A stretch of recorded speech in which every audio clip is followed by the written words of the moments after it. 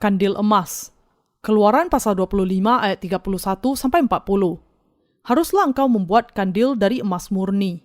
Dari emas tempaan harus kandil itu dibuat, baik kakinya, baik batangnya, kelopaknya, dengan tombolnya dan kembangnya. Haruslah seiras dengan kandil itu. 6 cabang harus timbul dari sisinya. 3 cabang kandil itu dari sisi yang satu dan 3 cabang dari sisi yang lain. 3 kelopak yang berupa bunga badam pada cabang yang satu dengan tombol dan kembangnya, dan 3 kelopak yang serupa pada cabang yang lain dengan tombol dan kembangnya. Demikianlah juga kau buat ke-6 cabang yang timbul dari kandil itu. Pada kandil itu sendiri harus ada 4 kelopak berupa bunga badam dengan tombolnya dan kembangnya. Juga harus ada 1 tombol di bawah sepasang cabang yang pertama yang timbul dari kandil itu, dan 1 tombol di bawah yang kedua, dan 1 tombol di bawah yang ketiga. Demikianlah juga kau buat ke-6 cabang yang timbul dari kandil itu.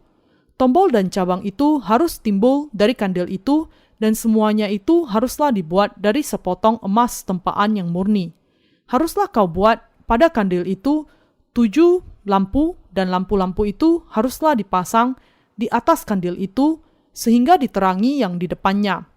Sepitnya dan penadahnya haruslah dari emas murni. Dari 1 talenta emas murni haruslah dibuat kandil itu dengan segala perkakasnya itu. Dan ingatlah bahwa engkau membuat semuanya itu menurut contoh yang telah ditunjukkan kepadamu di atas gunung itu. Kandil emas dibuat dari 1 talenta emas murni. Batangnya haruslah ditempa dari 1 batang emas murni seberat 1 talenta, dengan 3 cabang berada di kedua sisinya, dan 7 lampu diletakkan di ujung batang dan ke-6 cabangnya. Karena kandil emas itu terbuat dari 1 talenta emas murni, dia begitu megah dan nampak sangat indah dalam pandangan mata. Di ujung kandil emas ada 7 lampu yang berisi minyak, yang dinyalakan untuk menerangi tempat kudus setiap saat. Seseorang bisa masuk ke tempat kudus hanya dengan menyingkap dan membuka pintu kemah suci yang terbuat dari kain biru, kain ungu, kain kirmizi, dan dari lenan halus yang dipintal benangnya. Mereka yang bisa masuk ke tempat ini hanyalah orang-orang yang percaya kepada karya keselamatan yang dinyatakan di dalam kain biru, kain ungu, dan kain kirmizi. Dengan demikian, tidak seorang pun bisa masuk tempat kudus tanpa iman ini, karena tempat ini hanya diizinkan untuk mereka yang mengenali rahasia kain biru, kain ungu, kain kirmizi, dan dari lenan halus yang dipintal benangnya yang dinyatakan di dalam tabir pintu kemah suci. Karena itu, hanya mereka yang percaya kepada keselamatan yang ajaib yang terbuat dari kain biru, kain ungu, kain kirmizi, dan dari lenan halus yang dipintal benangnya yang bisa menjadi anggota gereja Allah. Keempat warna tirai pintu kemah suci adalah gambaran dari Injil air dan roh yang menubuatkan mengenai Yesus yang akan datang, yang menanggung segala dosa dunia dengan dibaptiskan dan menanggung hukuman atas dosa-dosa kita dengan disalibkan dan mencurahkan darahnya. Tidak lain dari Injil air dan roh inilah pengampunan dosa yang sejati yang sudah Tuhan berikan kepada kita. Injil air dan roh adalah terbuat dari baptisan yang diterima Yesus Kristus dan penghukuman di atas kayu salib yang ditanggungnya untuk memberikan kepada kita berkat pengampunan dosa. Dengan demikian, hanya mereka yang dengan sepenuh hati percaya kepada kebenaran ini yang bisa ditebus dari dosa-dosa mereka. Allah dengan kata lain mengizinkan hanya mereka yang percaya kepada kebenaran, kain biru, kain ungu, kain kirmizi, dan dari lenan halus yang dipintal benangnya untuk masuk ke dalam tempat kudus. Sebagaimana kandil emas di dalam tempat kudus selalu menyinarkan sinar yang terang, demikian juga orang-orang yang menjadi anak-anak Allah dengan percaya kepada Injil air dan roh juga menerangi dunia ini dengan terang keselamatan yang menyelamatkan manusia dari dosa-dosa mereka. Dengan kata lain, hanya orang-orang yang sudah menerima pengampunan dosa melalui Injil air dan roh yang bisa memenuhi peranan sebagai kandil emas yang memberikan terang keselamatan, sehingga banyak orang lain bisa mengenal kebenaran ini juga dan menerima pengampunan dosa-dosa mereka. Kandil emas memiliki kembang-kembang, tombol, dan kelopak.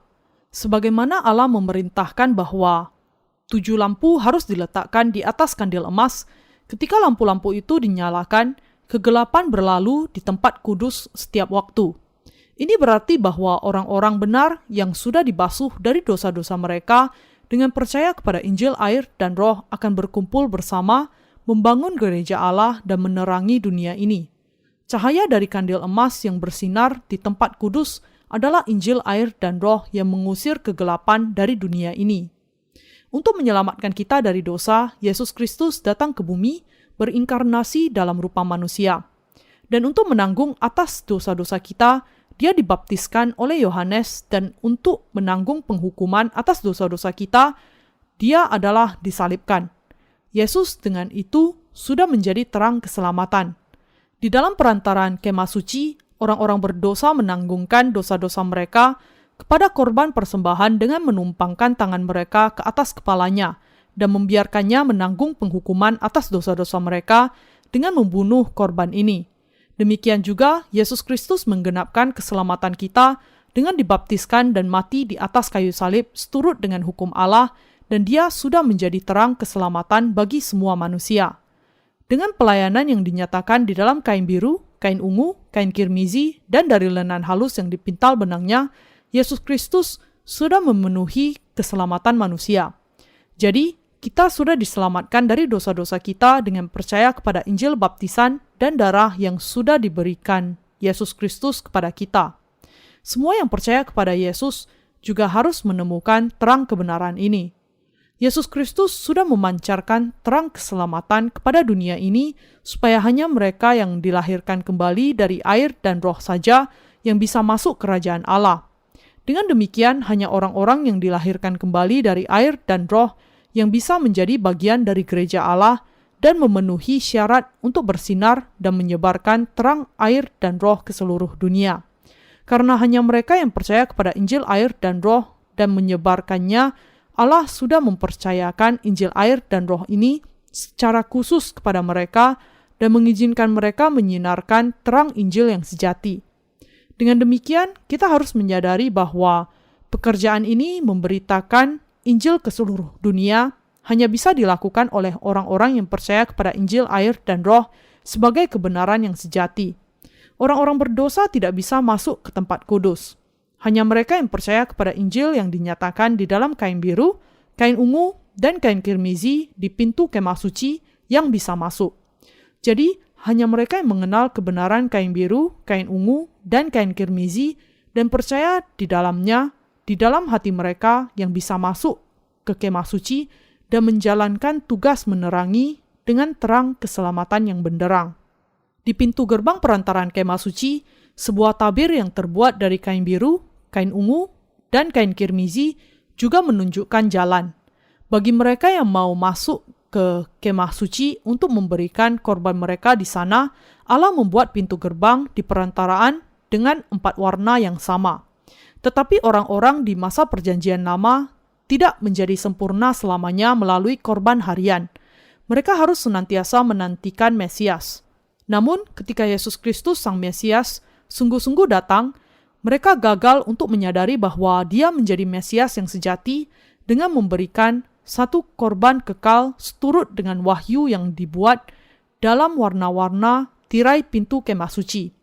Ini adalah sama dengan beberapa orang Kristen zaman ini yang bahkan ketika mereka menyebut nama Yesus tidak tahu bahwa Dia sudah datang dengan kain biru, kain ungu, kain kirmizi, dan dari lenan halus yang dipintal benangnya dan sudah menyelamatkan kita secara sempurna.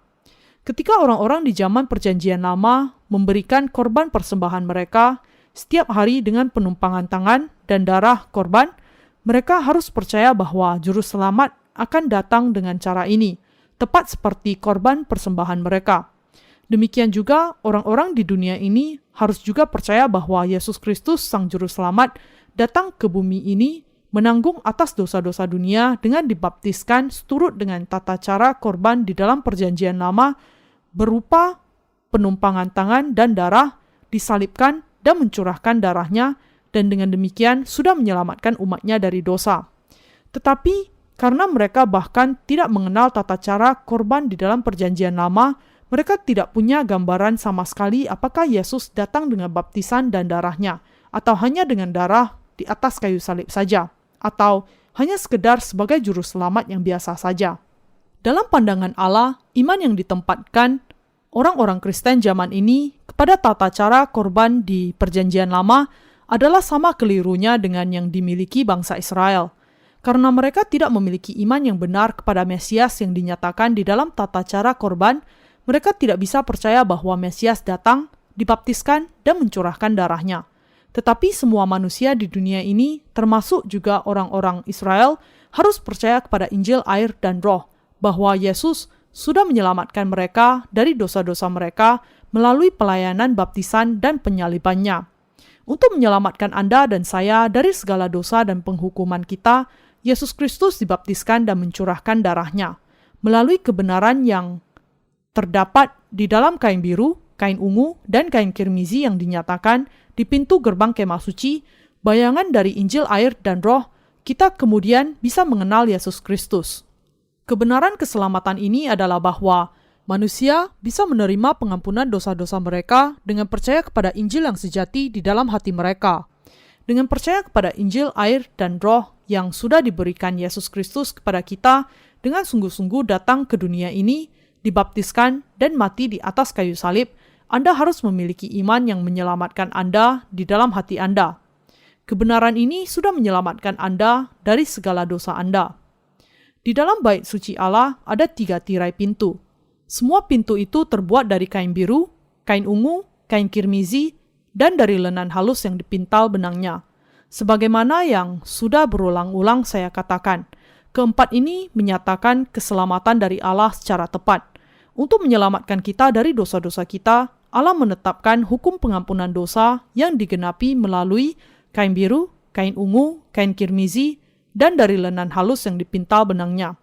Karena itu, kalau kita percaya seturut dengan hukum pengampunan dosa ini, kemudian Allah akan menerima iman kita dan untuk selamanya menyelamatkan kita dari dosa-dosa kita.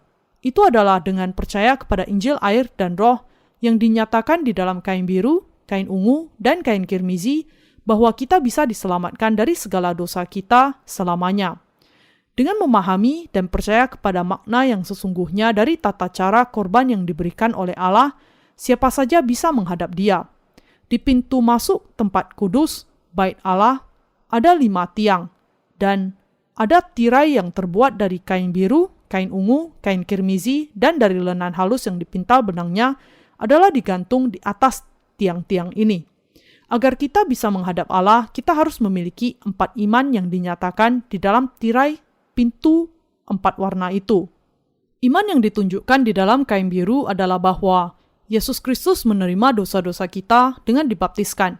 Dan iman yang dinyatakan di dalam kain kirmizi adalah bahwa Yesus menanggung penghukuman atas dosa dengan disalibkan dan mencurahkan darahnya.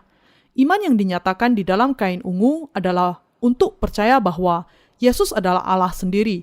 Dan iman yang dinyatakan di dalam kain lenan halus adalah percaya kepada firman-Nya yang terperinci bahwa Allah telah menjadikan kita tidak berdosa dengan menanggung segala dosa dengan tenunan yang sudah disebutkan tadi, yaitu kain biru, kain ungu, dan kain kirmizi. Kebenaran inilah yang disebut sebagai Injil, air, dan Roh.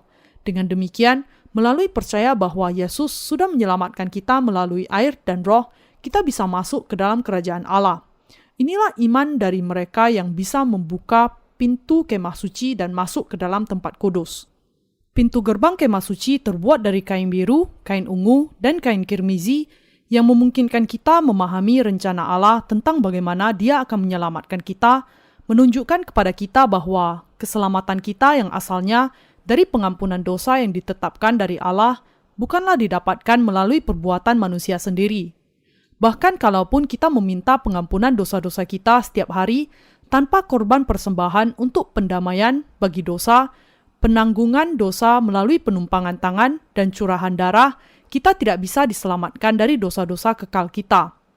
Hanya ketika korban persembahan yang datang untuk menyelamatkan kita dari dosa-dosa kita, menanggung dosa-dosa kekal kita saja, kita bisa sepenuhnya diselamatkan dengan percaya kepada kebenaran dan kemudian menerima pengampunan dosa.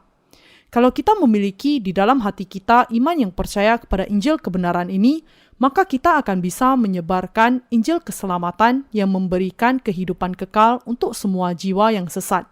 Dengan percaya kepada pelayanan Yesus yang dinyatakan di dalam kain biru, kain ungu, dan kain kirmizi, kita bisa menerangi dunia ini dengan kebenaran pengampunan dosa. Kandil emas di tempat kudus memiliki 7 lampu, sehingga ketika lampu itu dinyalakan, cahaya mereka dipantulkan lagi oleh dinding kemah suci yang terbuat dari papan yang disalut dengan emas, dan dengan itu menerangi keseluruhan bagian dalam tempat kudus dengan benderang. Kalau tidak ada kandil emas di dalam tempat kudus, maka yang ada hanyalah kegelapan saja. Inilah alasannya mengapa Allah sudah menempatkan di dalam dunia yang gelap ini orang-orang kudus dan para hambanya yang percaya kepada Injil air dan Roh. Apakah peranan kandil emas? Kandil emas menunjukkan bahwa Allah sudah memberikan kepada kita iman yang percaya kepada kebenaran yang menjadi terang dunia ini. Iman kita adalah percaya kepada Yesus Kristus yang sudah dilahirkan ke bumi ini, dibaptiskan dan mencurahkan darahnya di atas kayu salib. Allah mengatakan kepada kita dengan kata lain, supaya memancarkan terang keselamatan dengan iman ini. Ketika kita memegang iman keselamatan di dalam hati kita dan menyebarkan iman ini, pada saat itulah kita memancarkan terang kebenaran yang bercahaya. Orang-orang kemudian akan melihat dan datang kepada terang yang bercahaya ini, menyadari bahwa Tuhan sudah menyelamatkan mereka dengan kain biru, kain ungu, kain kirmizi, dan dari lenan halus yang dipintal benangnya, dan menjadi umat Allah sendiri. Inilah terang kebenaran Injil air dan Roh yang direncanakan dan dipenuhi oleh Allah Bapa, Anak, dan Roh Kudus. Dengan iman kita kepada kebenaran bahwa Yesus datang ke bumi ini, dibaptiskan dan disalibkan, mencurahkan darahnya dan mati, dan bangkit kembali dari kematian untuk memberikan pengampunan semua dosa kepada kita, kita memberitakan Injil kepada orang-orang yang rindu diselamatkan. Kalau Yesus Kristus tidak dibaptiskan dan berkorban bagi kita, Anda dan saya tidak pernah sampai kapanpun diselamatkan dari dosa-dosa kita. Karena Yesus dibaptiskan, mencurahkan darahnya, dan berkorban bagi kita, Dia bisa memberikan kepada semua orang berdosa iman yang menyelamatkan mereka. Kita tidak hanya memberitakan doktrin yang hanya khayalan saja di sini. Di seluruh penjuru dunia, kita memberitakan terang keselamatan yang dinyatakan di dalam kain biru, kain ungu, kain kirmizi, dan dari lenan halus yang dipintal benangnya. Karena kita memiliki iman yang memahami dan percaya kepada baptisan Yesus dan pengorbanannya di atas kayu salib, kita memberitakan terang kehidupan kepada mereka yang hatinya berada dalam kegelapan. Semua orang yang sudah diterangi oleh terang ini kemudian memberikan kesaksian akan keajaiban yang luar biasa, akan kenyataan bahwa semua dosa mereka lenyap dari hati mereka. Semua orang di dunia ini juga akan datang untuk mengenal baptisan yang diterimanya dan pengorbanan di atas kayu salib yang dipersembahkannya untuk menanggung segala dosa dunia, dan dengan percaya bahwa semua itu untuk pengampunan dosa mereka, mereka akan datang untuk menemukan terang kebenaran. Mengapa Yesus Kristus harus datang ke bumi ini? Mengapa Dia harus dibaptiskan? Mengapa Dia harus mati di atas kayu salib? Mengapa Dia harus bangkit dari kematian pada hari yang ketiga? Alasan untuk semuanya ini adalah karena Yesus Kristus itu Mesias. Untuk menggenapi semua karya keselamatan sebagai Mesias, Yesus dibaptiskan dan mencurahkan darahnya, dan Dia dengan itu sudah memancarkan terang keselamatan kepada orang-orang berdosa. Karena itu, dengan menyebarkan terang keselamatan ke seluruh penjuru dunia, kita bisa menolong banyak orang lain mengenal kebenaran ini, dan dengan itu menerima kehidupan kekal. Anda dan saya adalah kandil emas yang menerangi dunia ini dengan terang Injil air dan Roh. Melalui Injil yang kita sebarkan, manusia akan bisa mengenal terang kebenaran yang menyelamatkan mereka. Mereka yang mencari terang itu di dunia yang gelap ini akan melihat cahaya yang benderang yang kita sebarkan, datang kepada terang kebenaran dan diselamatkan dari segala dosa mereka. Dengan datang kepada iman yang percaya kepada kebenaran ini, semua manusia bisa diselamatkan. Injil ini bukan sekedar teori saja. Dengan demikian, kita harus percaya dengan sepenuh hati kita. Kita bisa bekerja untuk menyebarkan Injil hanya kalau kita sungguh-sungguh percaya kepada pelayanan Yesus yang dinyatakan di dalam kain biru, kain ungu, kain kirmizi, dan dari lenan halus yang dipintal benangnya. Tetapi bahkan kalaupun kita telah menerima pengampunan dosa, tanpa lampu di mana minyak bisa diletakkan, kita tidak akan pernah bisa memancarkan cahaya, dan karena itu Allah memberikan kepada kita gereja Allah, kandil kita. Di masing-masing cabang kandil emas ada kelopaknya, dan di bawahnya ada tombol-tombol hiasan. Ini tidak lain berarti gereja yang dibangun oleh iman. Tempat di mana berkumpul hanya orang-orang yang telah sungguh-sungguh menerima pengampunan dosa dengan percaya di dalam hati mereka adalah gereja Allah sejati. Kepala dari gereja adalah Yesus Kristus dan gereja adalah tubuhnya. Sama seperti tubuh bergerak tepat sebagaimana yang diperintahkan kepala, gereja juga menggerakkan kaki dan tangannya sebagaimana perintah Yesus Kristus. Demikianlah caranya Injil dilayani. Apa kemudian yang dilihat oleh gereja Allah? Terjebak di dalam kegelapan dosa, seluruh dunia sedang menghadapi kematian, dan gereja melihat jiwa-jiwa di tengah-tengahnya yang tidak bisa menghindar dari masuk neraka. Gereja Allah menerangi mereka dengan terang keselamatan. Inilah yang Anda dan saya lakukan di dalam gerejanya dengan iman kita kepada Injil. Di negara-negara di mana ada sejarah panjang dari kekristenan, ada banyak orang yang sangat berpendidikan dan memahami Alkitab. Saya percaya bahwa ketika mereka di antara orang-orang yang demikian, yang terus-menerus berusaha menemukan kebenaran sejati, ada yang akan menemukan kebenaran ini, mereka kemudian akan langsung menerima pengampunan dosa-dosa mereka. Jadi, untuk mengabarkan Injil air dan Roh kepada orang-orang yang demikian, saya bekerja dalam kesatuan dengan orang-orang kudus yang sudah dilahirkan kembali oleh iman. Karena kekristenan berbeda dengan agama yang lain, sudah meletakkan dasar imannya kepada firman, manusia masih akan menerima pengampunan dosa kalau hanya kita memberitakan firman itu dengan benar.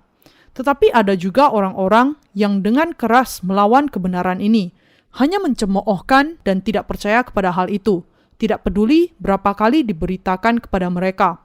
Pada khususnya ada orang-orang mengaku beragama yang keras kepala, yang tidak percaya kepada firman Allah, dan orang yang demikian tidak akan pernah percaya kepada kebenaran air dan Roh ini. Tetapi bagaimana dengan mereka yang menerima Alkitab sebagai firman Allah? Orang dalam jumlah yang tidak terhitung banyaknya akan menerima pengampunan dosa dengan mendengar dan percaya kepada Injil ini. Itu adalah karena saya memiliki iman ini, sehingga saya sudah melayani Allah bersama dengan Anda, sampai kepada hari ini.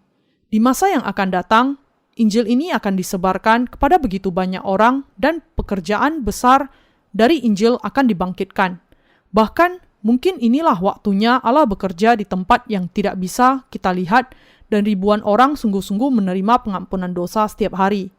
Dan seperti Anda dan saya, banyak sekali orang yang akan menjadi lampu dan memberitakan kepada orang dari seluruh dunia tentang iman di dalam hati mereka yang percaya kepada keselamatan yang dinyatakan di dalam kain biru, kain ungu, kain kirmizi, dan dari lenan halus yang dipintal benangnya. Saya percaya bahwa saat mereka menerangi seluruh dunia, banyak orang percaya baru yang akan bangkit dan mereka juga akan memelihara dan menyebarkan Injil ini pada gilirannya. Kita yang sekarang telah menjadi lampu Allah menyinarkan terang keselamatan dengan iman kita yang percaya kepada kebenaran yang dinyatakan di dalam kain biru, kain ungu, kain kirmizi, dan dari lenan halus yang dipintal benangnya. Kain biru itu memancarkan cahaya kebenaran baptisan Yesus, yaitu Yesus menanggung segala dosa seluruh dunia dengan dibaptiskan oleh Yohanes.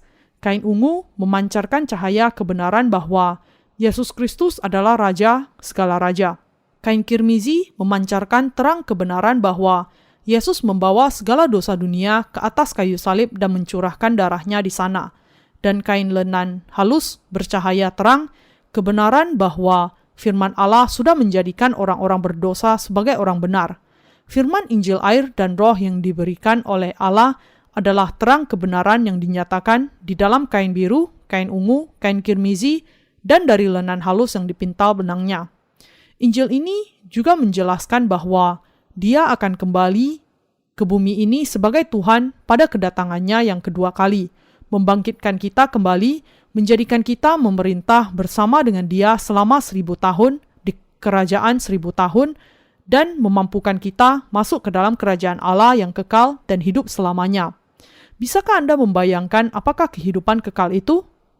Alam semesta ini begitu besar dan luas sehingga para ahli mengatakan bahwa ada tata surya demi tata surya di dalam galaksi-galaksi lain yang tidak terhitung jumlahnya di luar tata surya kita dan Milky Way.